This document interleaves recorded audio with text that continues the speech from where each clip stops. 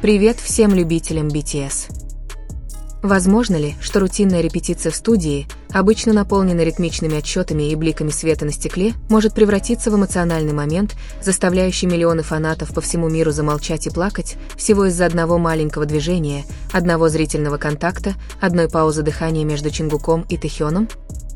Этот вопрос внезапно оказался в центре внимания, когда неожиданная новость появилась из-за дверей репетиционной комнаты BTS, места, известного как пространство для дисциплины, тактики движений и оттачивания хореографии, теперь превращающегося в пространство, где стираются границы между профессионализмом и самыми глубокими человеческими чувствами. Никто не ожидал, что все будет иначе. Не было никакого сценария, никакой подготовки к слезкам, и ни одна армия не была готова принять тот факт, что репетиция может тронуть такую чувствительную часть сердца. Заголовки взорвались, социальные сети вспыхнули, и вопрос не умолкал у всех на устах: что же на самом деле произошло между Чингуком и Тэхёном на репетиции танца? Все началось так обыденно. Яркий белый свет освещал комнату. Пол студии блестел от следов танцевальных туфель, тысячи раз прошедших через ритм и синхронизацию. Чингук пришел, как обычно, со слегка влажными волосами. Тэхён пришел через несколько минут, неторопливо, со спокойным лицом, но в глазах таился усталый блеск, который было трудно прочитать. Не усталое тело, а скорее усталое сердце, о котором было трудно говорить. Они не заметили, что в углу комнаты включена камера, или, может быть, заметили, но решили не обращать внимания. Тренировка началась, как любой другой день, без каких-либо признаков надвигающейся эмоциональной бури. Но, как ни странно, с того момента, как прозвучал первый счет, возникло необычное напряжение.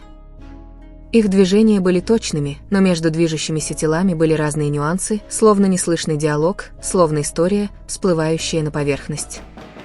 Словно слова не были произнесены, но эхом отдавались в воздухе. Когда ритм стих и хореографический припев потребовал контакта жестов между ними, что-то произошло. Не слишком сильно, не слишком драматично, но поразительно просто. Тэхён схватил Чингука за запястье не силой, а очень медленно, словно тянулся к чему-то, чего, возможно, не хватало. Чингук ответил не сразу. Он посмотрел на руку, затем на лицо Тэхёна. Эта секундная пауза показалась наблюдателям сотни лет. Затем движение изменилось. То, что изначально было просто аккуратно выстроенной хореографией, внезапно стало чем-то очень человечным. Тэхён притянул Чингука ближе, чуть ближе, чем следовало. Чингук на секунду закрыл глаза. Музыка продолжала звучать, но чувствовалась лишь густая эмоциональная тишина. Когда они снова двинулись, их тело, казалось, рассказывали историю. Никакой сценарий, никакой хореограф не создавали этот момент, как будто они танцевали не мышцами, а воспоминаниями и чувствами, застрявшими в груди все это время. Тренеры на другом конце зала могли только молчать. Один из сотрудников, по словам очевидцев, даже был вынужден опустить камеру, потому что момент показался слишком личным для просмотра. В течение нескольких минут комментарии хлынули потоком, словно ливень, словно все чувствовали, что стали свидетелями чего-то, что им не дозволено видеть, но не могли оторвать взгляд. Почему такой простой жест ощущался как прощание? Почему глаза Чингука выглядели так, будто он что-то сдерживал? Почему рука Тэхёна, казалось, хотела сказать «не отпускай больше»? Вопросы превратились в бурно разрастающиеся слухи. Некоторые фанаты считали, что этот момент был просто импровизацией. Но многие чувствовали, что за этим скрывалось нечто более глубокое, нечто никогда не виданное, нечто эмоциональное и личное. Вирусный комментарий гласил: это движение не просто упражнение. Это было похоже на то, как два человека пытаются понять друг друга, не находя слов. И, как ни странно, эта фраза, казалось, подытожила все. Следующий день не прояснил все, а скорее сделал его еще более туманным. Чингук появился в прямом эфире не для того, чтобы обсуждать инцидент, но его голос звучал иначе, тише, медленнее, как у человека, который слишком много думает, но которому уже мало что осталось отдать.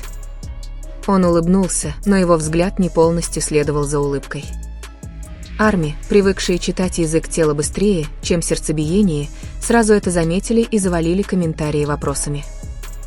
Несколько часов спустя Тэхён выложил короткий рассказ, видео с неоновыми отблесками в окне отеля. Ни слов, ни лица. Но тишина делала все еще более напряженным. Тишина часто бывает громче слов, и в тот вечер тишина ощущалась как крик эмоций, который никто не мог расшифровать. Анонимный член съемочной группы, который, как сообщается, был в репетиционной студии, рассказал в неофициальном интервью, что день действительно был особенным. По его словам, Чингук и Тэхён были полны необычной энергии. Они мало говорили, но аура вокруг них была полна давления, которое трудно объяснить. Он сказал, упражнения проходили гладко до контактного движения. После этого момента атмосфера изменилась, как воздух после первого дождя, мокрая, тяжелая, но приносящая облегчение. «Возможно, — сказал он, — между ними было что-то незавершенное». Отношения Чингука и Тэхёна давно были в центре публичных спекуляций, не из-за разногласий, а потому, что у них всегда, казалось, было сильное невербальное общение. Но эта репетиция словно открыла новую дверь в их динамику, дверь, которую не все были готовы открыть. Фанаты, посмотревшие видео, неоднократно утверждали, что на 10-й секунде глаза Чингука наполнились слезами. Некоторые также отметили, что Тэхён, казалось, тяжело вздохнул в конце.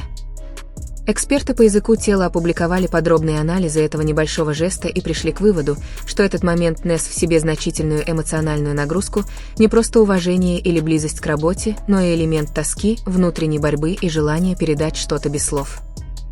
Многие фанаты плакали не от грусти, а от ощущения редкой глубины связи. И больше всего тронуло то, что они не пытались это скрыть. Они танцевали, позволяя эмоциям течь в унисон. По мере того, как обсуждения затягивались, начали появляться теории. Некоторые считали, что этот момент наступил после тяжелого личного разговора. Другие строили предположения о давлении. Некоторые думали, что это просто творческое самовыражение двух художников, глубоко погруженных в свое дело. Никто не знал правды. Неопределенность заставила новости накатывать неудержимой волной. Несколько дней спустя было выпущено официальное полноформатное видео.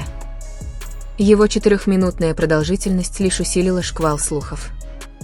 В полном видео после момента соприкосновения рук упражнение на некоторое время прекратилось. Чингук отошел назад, выпивая, а Тэхён стоял посреди комнаты, не двигаясь. Камера запечатлела лишь его лицо сбоку, никаких слез, но пустой взгляд, словно человек слишком много думал за слишком короткое время. Чингук вернулся и тихо заговорил с ним не больше одной фразы. Фанаты, читавшие по губам, подумали, что он спросил «ты в порядке?», и Тэхён медленно кивнул, словно успокаивая не только Чингука, но и себя. Упражнение продолжалось, но хореография уже была другой. Они танцевали не как артисты, а как два человека, разделяющие тяготы друг друга. Поклонники описали этот танец как неотправленное письмо, полное ненаписанных слов. На следующий день хэштег «Мы увидели этот момент» разошелся по всему миру. Тысячи сообщений выражали благодарность за то, что стали свидетелями честности, ведь мир развлечений часто доводит все до совершенства. Но на этот раз несовершенство сделало его незабываемым. И все же вопросы оставались. Был ли этот момент совпадением или результатом долгого разговора, неуслышанного миром? Прощанием? Примирением? Посланием, которое никогда не должно было быть услышано? Одно было несомненно, в тот день простая репетиция танца стала одним из величайших эмоциональных событий, когда-либо происходивших без сцены, без костюмов, без прожекторов, просто две души, танцующие в безмолвном белом пространстве. И теперь мир ждал. Поговорят ли они? Или этот момент останется загадкой, запечатленной в коллективной памяти? Никто не знал. Но если один жест мог довести миллионы до слез, что произойдет, если однажды они раскроют все? Возможно, ответ придет не сегодня. Может быть, не завтра. Но все, кто смотрел, знали, за этой репетицией скрывалось нечто большее, чем хореография. Что-то, что нельзя было описать словами, только почувствовать. Еще труднее было игнорировать тишину.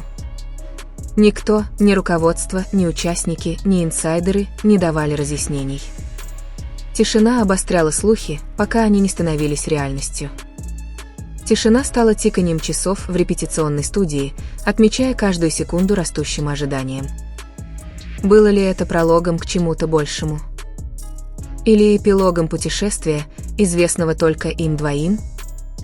Даже фанатам, которые хотели сохранить конфиденциальность, было трудно отвести взгляд.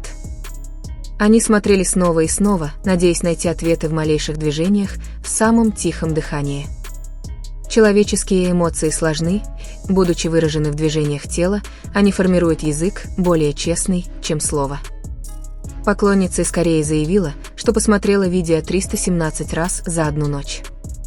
Каждое воспроизведение придавало новый смысл, напряжение в первый момент, тоска в следующий, сдержанное извинение в третий, мольба не уходить в четвертый. На 100-й раз она расплакалась без причины. Видео медленно обнажало сердце, не драмой, а просто честностью. Когда неделю спустя они вернулись к публике на крупном музыкальном мероприятии, атмосфера изменилась. Они выступили идеально, слишком идеально, словно эмоциональной репетиции и не было. Они улыбались, шутили, стояли бок о бок. Но эта аккуратность казалась неловкой, словно две страницы, полные бурь, внезапно сменились одной, настолько гладкой, что в это трудно поверить. Во время бриджа песни камера поймала мельком взгляд Чингука на Тэхёна на полсекунды, достаточный, чтобы всколыхнуть всех, кто следил за слухами. Некоторые фанаты плакали на сцене. Некоторые закрывали лица. Кто бы ни был уязвим, видя двух людей, пытающихся сохранить профессионализм, в то время как их глаза хранят истории. После концерта обсуждения возобновились с новой силой не вокруг видео с репетиции, а вокруг этого мимолетного взгляда. Легкое движение перекрыло взрыв фейерверка на сцене. СМИ связались с руководством, но ответ оказался слишком дипломатичным. Вирусная репетиция была частью творческого процесса и ни о чем беспокоиться. Это заявление добавило кислорода, а не потушило огонь. Бывший тренер по танцам написал эссе, в котором говорилось: в танце тело, ручка, музыка, бумага, а чувства — чернила. Если эмоции проявляются в хореографии, это не совпадение. Чернила не капают просто так. Эта линия распространилась повсюду, порождая новые домыслы. Несколько дней спустя Чингук выложил старую фотографию себя и Тэхёна, когда они были стажерами. Они сидели на полу студии, потные, уставшие, улыбающиеся. Без подписи.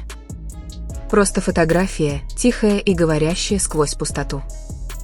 Поклонники восприняли ее как ностальгию, напоминание, вновь открытую рану или переломный момент. Спустя несколько часов Тэхён тоже выложил что-то, не фотографию, а короткое предложение. Некоторые движения сложнее, чем кажутся. Предложение упало, как осколки стекла на безмолвный пол, небольшое, но отражающее правду. Этот незапланированный эмоциональный момент стал известен всему миру. Психологи анализировали это, танцоры разбирали это шаг за шагом, журналисты писали редакционные статьи о том, как артисты часто оттачиваются до совершенства, но под светом прожектора люди с эмоциональной историей. Возможно, людей заставило плакать не само событие, а то, что момент казался искренним. Честность редко встречается в индустрии. Этот момент был не скандалом, не дешевой полемикой. Это было нечто гораздо более поразительное. Человеческие эмоции, танцующие в личном пространстве, случайно запечатленные и запечатленные в общественной памяти. История не была закончена. Фанаты наблюдали за каждым взаимодействием, за каждой паузой, воспринимая Чингука и Тэхёна не как айдолов, а как абзацы, переписываемые с каждым воспроизведением. Будет ли прояснение? Возможно. Останется ли это загадкой? Очень вероятно. Не все, что причиняет боль, нужно говорить. Не все прекрасное нужно объяснять. Некоторые истории лучше всего раскрываются в тишине. И, возможно, потому, что мы не знаем финала, фанаты продолжают проливать слезы, чувствуя, что стали свидетелями чего-то хрупкого, живого и настоящего.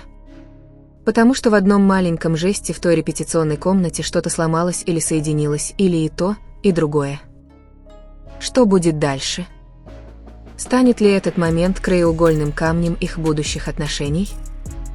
Услышит ли мир когда-нибудь всю историю целиком? Или время ответит медленно, словно танцевальное движение, которое кажется обыденным, но все меняет? А пока этот белый репетиционный зал останется в памяти не из-за идеальной хореографии, а потому, что в тот день, среди повторяющихся счетов и шагов, два человека показали, что сердце может говорить громче музыки. Никто не знает, что произошло в тот день в студии.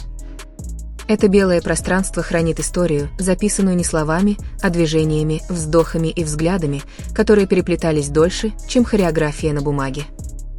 Мир может интерпретировать, строить догадки, плакать или ждать, но, возможно, истине так и не суждено было раскрыться полностью. Возможно, этот момент был только для них двоих короткий, как 14 секунд, длинный, как воспоминание. В суете карьеры и камер они все еще люди, движимые эмоциями. Молодые люди, которые начинали с неопределенности, долгих тренировок, мелких ран и невыразимой радости.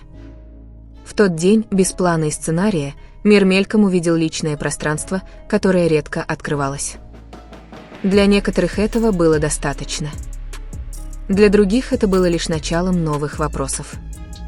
Но поколения будут помнить этот день не как сплетню, а как один из самых человечных моментов, когда-либо виденных за стенами тренировок, доказательство того, что даже в обычной хореографии есть эмоции, которые невозможно контролировать, что иногда самые искренние вещи происходят вдали от света рампы, и один маленький жест может стать историей более долговечной, чем самый грандиозный концерт.